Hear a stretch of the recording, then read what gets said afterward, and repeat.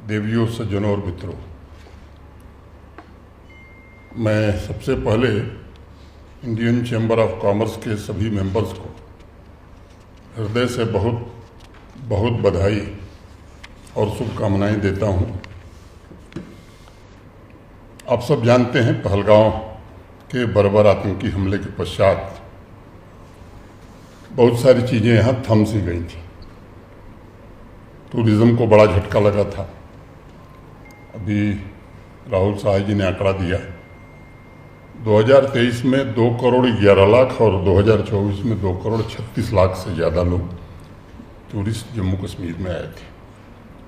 पहलगांव के बर्बर आतंकी हमले के पश्चात टूरिज़्म और हॉस्पिटैलिटी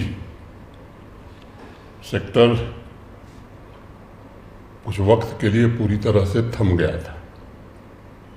जून से पुनः एक नई ऊर्जा आने लगी और श्री अमरनाथ जी यात्रा के सफलतापूर्वक आयोजन के पश्चात, जिसमें 4 लाख से ज़्यादा भारत के कोने कोने से और विदेशों से भी बाबा बर्फानी के श्रद्धालु दर्शन किए, फिर से वो सिलसिला प्रारंभ हो गया है।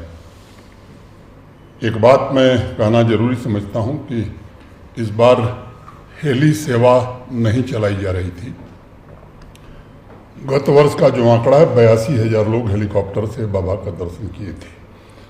तो अगर उस हिसाब से मैं देखूं तो अगर हेली सेवा भी चल रही होती तो 38 दिनों का ये जो आंकड़ा है 4 लाख का, वो शायद 475 जाता और गत वर्ष की 58 दिनों की यात्रा से बड़ी यात्रा ये कम दिनों में हो सकती थी। अनेक सेक्टर्स में क्षणिक हताशा थी, लेकिन मैं आप सबकी सराहना करना चाहूँगा और हर एक भारतवासी ने आगे आकर जम्मू कश्मीर को संभालने का काम किया। इंडियन चैम्बर ऑफ कॉमर्स ने श्रीनगर में बैठक आयोजित करके इंडस्ट्रियल इकोसिस्टम को भी आश्वस्त करने का काम किया है कि भारत को कभी कोई आतंकी ताकत झुका नहीं सकती है।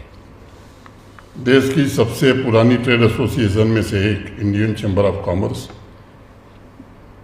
जो 100 वर्षों से शताब्दी वर्ष मना रहे हैं ट्रेड बिजनेस को फैसिलिटेट करने और इंडियन इकॉनमी के ग्रोथ के लिए पूरे समर्पित भाव से जुटा है, उसका श्रीनगर में कार्यक्रम अपने आप में देश के दुश्मनों के खिलाफ एक बहुत बड़ा स्टेटमेंट भी है। और मैं कह सकता हूं कि बुलंदियों की ओर अग्रसर जम्मू कश्मीर के पांव अब थमेंगे नहीं।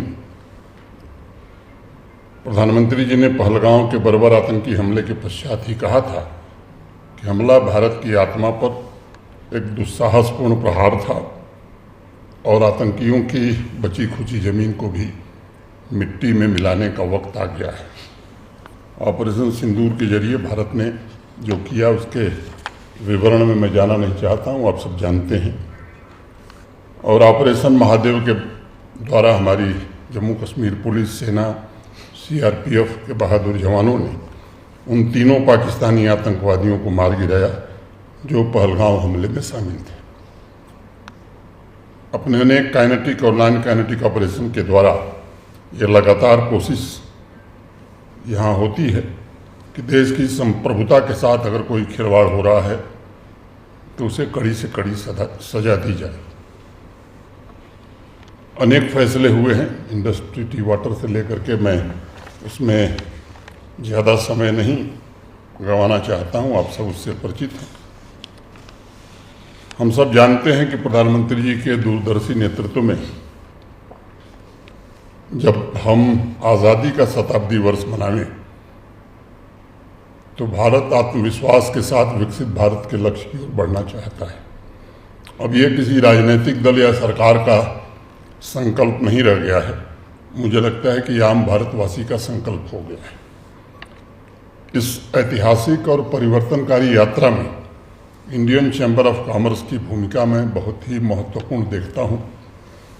आप सबने जिस प्रकार व्यवसाय और उद्योग के हितों को बढ़ावा देने, उनके हितों की रक्षा करने, मेंबर्स की सहायता और सरकार और प्राइवेट इंडस्ट्री के बीच एक ब्रिज का काम किया है, उससे देश में ट्रेड, इन्वेस्टमेंट और इनोवेशन को एक मजबूत आधार मिला है और आपने ये भूमिका लंबे समय से निभाई है।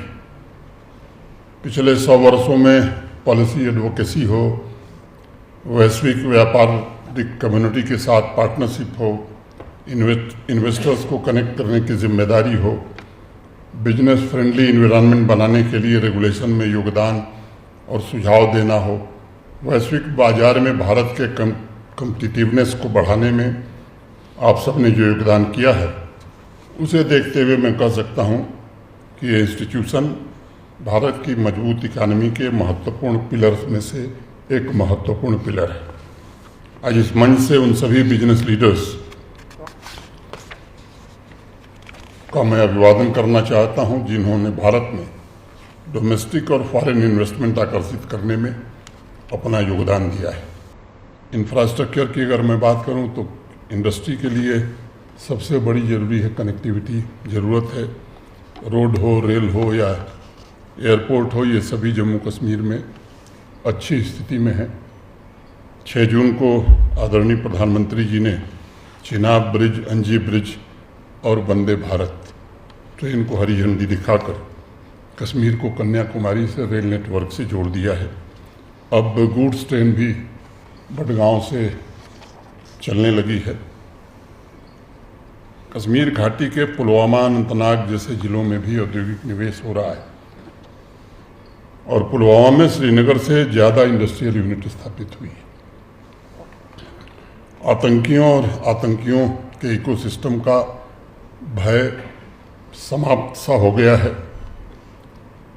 अभी अगस्त में जब हर घर तिरंगा या तिरंगा यात्रा निकल रही थी, पुलवामा जिसकी चर्चा दूसरे कारणों से थी, वहाँ मैं समझता हूँ कि हजारों की संख्या में नौजवान भारत का तिरंगा लेकर के निकले थे। दुनिया ने उसे देखा था।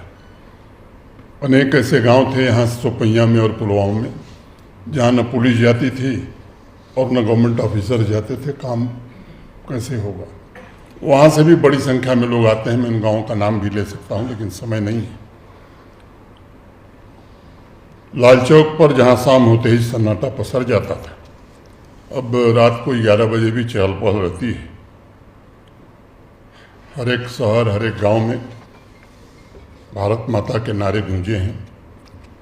जहां 150 दिन हड़ताल के हुआ करते थे और वो भी पड़ोसी देश के इशारे पर, वो पिछले 5 वर्षों में हड़ताल कोई हुई नहीं। आतंकवादियों का लोकल रिक्रूटमेंट भी लगभग शून्य की ओर है। आज अगस्त 23 को हम लोग खड़े हैं तो जनवरी से अगस्त तक 1 लोकल रिक्रूटमेंट हुआ है, ऐसे आंकड़े हैं। इन 8 महीनों में हर रोज़ किसी न किसी इलाके में पत्थरबाजी होती थी। अब स्टोन पेल्टिंग इतिहास के पन्नों में दर्ज हो गई है।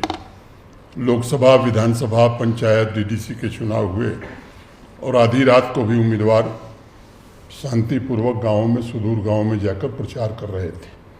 देश में भी बड़ा अंदेशा था, दुनिया में भी तमाम तरह के कयास लगाए जा रहे थे। लेकिन चाहे वो विधानसभा का चुनाव हो, लोकसभा का चुनाव हो, किसी पॉलिटिकल पार्टी ने रिगिंग की कोई शिकायत नहीं करी। अनुमान तमाम तरह के थे। गोली बारूद की बात छोड़िए, एक कंकड़ तक नहीं चला। और मैं कहूँ कि 30-35 वर्षों में सबसे ज़्यादा मतदान पिछले विधानसभा और लोकसभा के चुनाव में हुआ। देर रात तक लोग प्रचार करते थे। एक समय था कि आतंकवादी मारा जाता था तो पूरी घाटी बंद हो जाती थी, स्कूल कॉलेज सब बंद हो जाते थे। वो प्रथा अब समाप्त हो गई। जुलूस निकलता था, हुजूम उमड़ता था। अब मुझे लगता है कि अब आतंकवादियों के खिलाफ कश्मीर की आवाम सड़कों पर उतरने लगी है। और ख़ास तौर से 22 अप्रैल के बाद 23 अप्रैल से लेकर मैं कहूँ कि पूरे सप्ताह तक कश्मीर की आवाम जिस तरह से आतंकवाद, आतंकवादियों और पाकिस्तान के खिलाफ खड़े हुए, मैं 5 वर्षों में मैंने तो नहीं देखा। अनेक बुजुर्ग लोगों से मैंने बात की, उन्होंने कहा हम तो यहाँ आज़ादी के बाद से ही हैं, हमने भी ऐसा दृश्य नहीं देखा। मैं समझता हूँ कि ये बड़ा फर्क आया है। और इस फर्क के पीछे पूरे देश की ताकत है। आप सबके बीच में विश्वास से कहना चाहता हूँ कि प्रधानमंत्री जी के नेतृत्व में जम्मू कश्मीर अब नए सपने देखने लगा है। समाज में नई आकांक्षाओं का जन्म हुआ है, युवाओं के भीतर नए संकल्प जगे हैं और जम्मू कश्मीर पिछले 5 वर्षों में डेवलपमेंट के अनेक पैरामीटर्स पर देश के बाकी राज्यों के समकक्ष खड़ा होने लगा है। मैं चाहूँगा कि जम्मू कश्मीर के इंडस्ट्रियल इकोसिस्टम में आए परिवर्तन में इंडियन चैम्बर ऑफ कॉमर्स के मेंबर्स भी आगे बढ़ कर के योगदान दें।